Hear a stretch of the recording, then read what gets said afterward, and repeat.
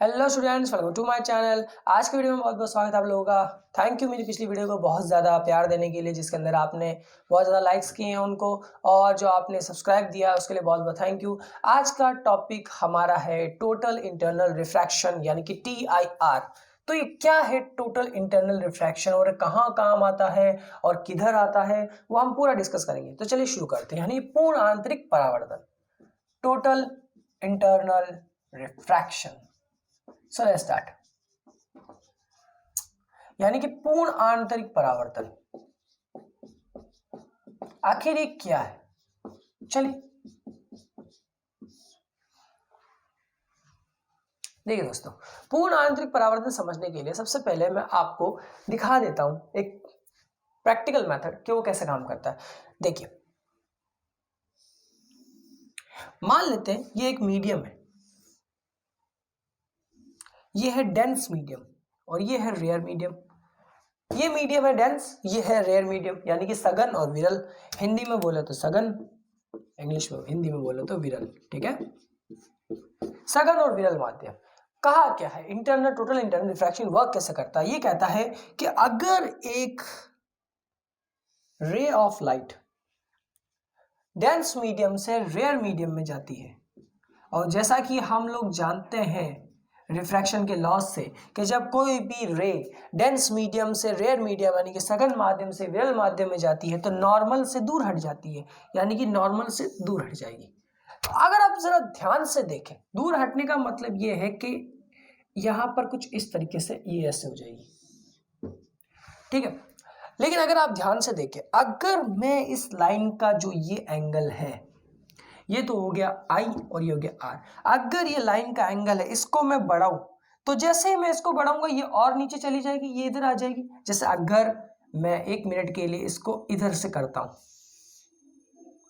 तो ये एक लाइन इस तरफ चली जाएगी, यानी कि मैंने जैसे जैसे जैसे देखो I का वैल्यू बढ़ गया और यहाँ पर R का वैल्यू भी बढ़ गया, यानी कि जैसे जैसे मैं बढ़ाता जाऊंगा इंसिडेंट एंगल की वैल्यू को, तो हमारा जो रिफ्रैक्टिव एंगल है वो भी बड़ा होता जाएगा। और एक कंडीशन ऐसी आएगी जहां पर ये एक ही मीडियम से टकराकर उसी मीडियम में वर्क करेगी। कैसे, जरा देखिए। अगर हम इसकी वैल्यू को इतना बढ़ा दें, देंगे इंसिडेंट एंगल की, कि ये अंदर ही जाएगी और वापस ऐसे वर्क करेगी, ये ऐसे जाएगी, ये I और ये R। ठीक है, इस और वो एंगल जिस पर इंसिडेंट रे अपने अंदर ही वर्क कर रही है, यानी कि इंसिडेंट रे बाहर नहीं जाएगी, ये अंदर ही इसी मीडियम में रिफ्रैक्टिव होगी, यानी कि अपवर्तित होगा, परावर्तन होगा, रिफ्रैक्शन होगा, सब कुछ इसी मीडियम के अंदर होगा, इस मीडियम के बाहर कुछ नहीं होगा। इसी को कहते हैं टोटल इंटरनल रिफ्रैक्शन, यानी कि एक मीडियम के अंदर कंप्लीट होने वाला रिफ्रैक्शन, यानी कि यहां से ये रे बाहर नहीं जाएगी। और जिस एंगल पर ये दोनों थीटास जिस एंगल पर, इस दोनों एंगल्स जिस वैल्यू पर एक जैसे हो जाते हैं, जहां पर ये इंसिडेंट रे अपने अंदर ही रिफ्रैक्शन करना चालू कर देती है, उस एंगल को बोलते हैं क्रिटिकल एंगल, यानी कि क्रिटिकल एंगल जिसको हिंदी में बोला जाता है क्रांतिक कोण। इसको समझने की जरूरत है कि क्या है क्रिटिकल एंगल, क्या है क्रांतिक कोण, क्या है, इस चीज को बहुत ज्यादा समझने की जरूरत है।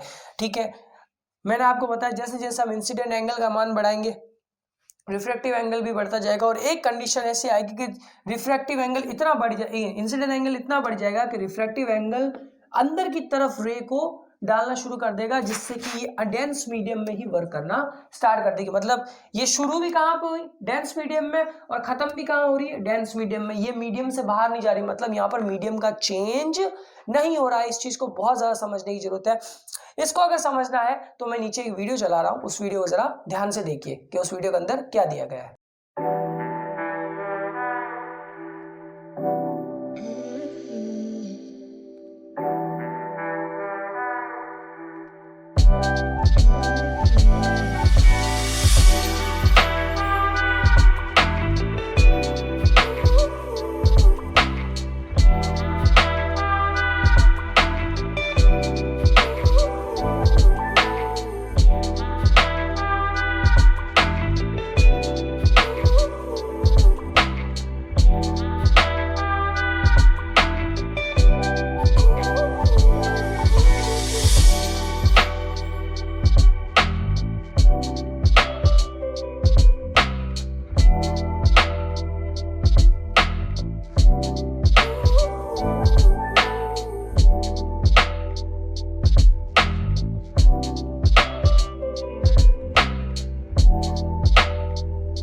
तो आई होप सो आप वीडियो से समझ गए होंगे कि इसमें मेरे कहने का मतलब क्या है, मैं कहना क्या चाहता हूँ कि भाई इसने यहाँ से एक रे चालू की, कि रे डायरेक्ट अंदर तो हम ला नहीं सकते, बाहर से अगर हम लाए तो वो अंदर की तरफ ही चल रही है, बाहर नहीं जा रही है। ये कितना अमेजिंग टॉपिक है, इसी को कहते हैं टोटल इंटरनल रिफ्रैक्शन। लेकिन इस वीडियो के अंदर उन्होंने क्रिटिकल एंगल के बारे में नहीं समझाया, तो हमने बता दिया क्रिटिकल एंगल उसको कहते हैं वो एंगल जिस पर, ध्यान रखिएगा, क्रिटिकल एंगल हमेशा छोटा होता है इंसिडेंट एंगल से। ठीक है, क्या आप इंसिडेंट एंगल को इतना बढ़ा दें कि रिफ्रैक्टिव एंगल उस पोजीशन पर पहुंच जाए जहां पर ये रे को, मतलब लाइट को वापस उसी मीडियम में क्या करे, डाल दे, इंसिडेंट कर दे, तो उसी को ही क्या कहा जाता है, क्रिटिकल एंगल कहा जाता है। ये बहुत ज्यादा इजी टॉपिक, ज्यादा हार्ड नहीं है, आप इसको समझ सकते हैं। ठीक है, तो ये था रिफ्रैक्टिव एंगल की वैल्यू जो हमने आपको बताई है। ठीक है, अब हम आपको बताना चाहते हैं इसके कुछ एग्जाम्पल्स।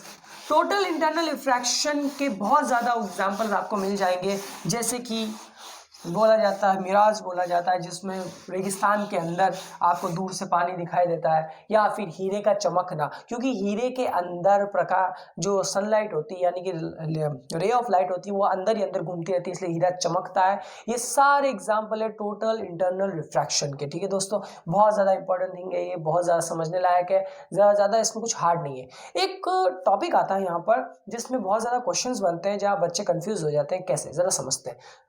इस चीज को हमेशा ध्यान रखिएगा दोस्तों, जब आप मैं मानता हूं पानी के अंदर एक टॉर्च ऐसे रखी हुई है,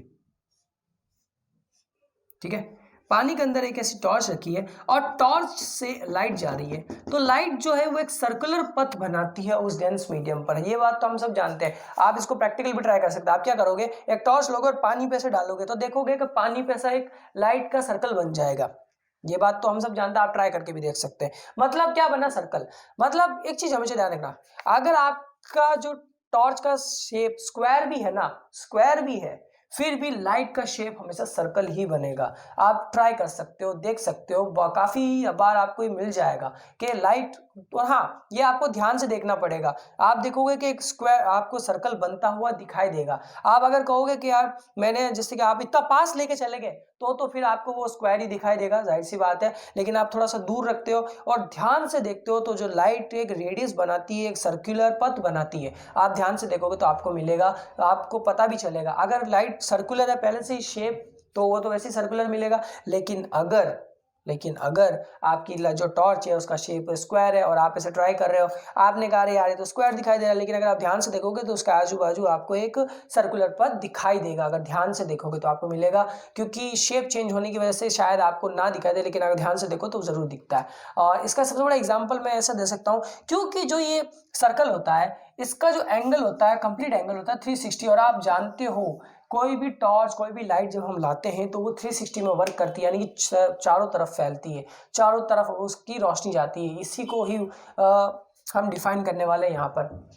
कैसे, कि मान लेते हैं कि डेंस मीडियम में एक टॉर्च है या फिर एक लाइट का सोर्स है, तो डेंस मीडियम में लाइट का सोर्स है, लाइट किससे बना रही, कौन सा शेप बना रही है, सर्कल, तो सर्कल में क्या होता है, रेडियस। ठीक है, अब ये टॉर्च और इस डेंस मीडियम में जहां पर ये सर्कल बन रहा है उन दोनों के बीच की हाइट, ठीक है, उन दोनों के बीच की हाइट, तो इसका एक फॉर्मूला होता है। यहां पर हम उन दोनों के बीच की हाइट और टोटल इंटरनल रिफ्रैक्शन का साथ, यानी कि क्रिटिकल एंगल को भी लेंगे साथ में, क्योंकि यहां पर टोटल इंटरनल रिफ्रैक्शन होता है। ठीक है, और हम इसमें से वैल्यू निकाल सकते हैं। कैसे क्वेश्चंस आते हैं इसमें जरा वो भी देख लेते हैं कि भाई जो लाइट सोर्स है वो इतना दूरी पर है डेंस मीडियम में, तो बताइए कि कितने एरिया तक वो लाइट पहुंची। तो हमारे पास अगर रेडियस आ जाएगा तो हम पाई आर स्क्वायर का फॉर्मूला लगाकर एरिया नहीं निकाल सकते, बिल्कुल निकाल सकते हैं। ठीक है दोस्तों, इसके क्वेश्चंस मैं आपको अगली वीडियो में डिस्कस करूंगा।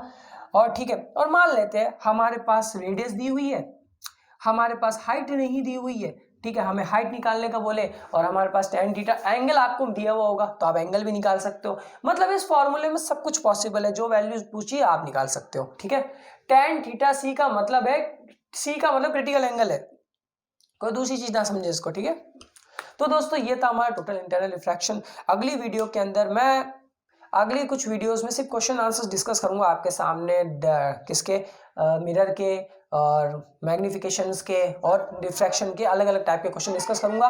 फिर उसके बाद हम लेंस का टॉपिक शुरू करेंगे। तो आई होप्स आपको वीडियो अच्छी लगी होगी। सब्सक्राइब करें, लाइक करें और शेयर करना ना भूलें मेरी इस वीडियो को। मिलता है हमारी नेक्स्ट वीडियो में।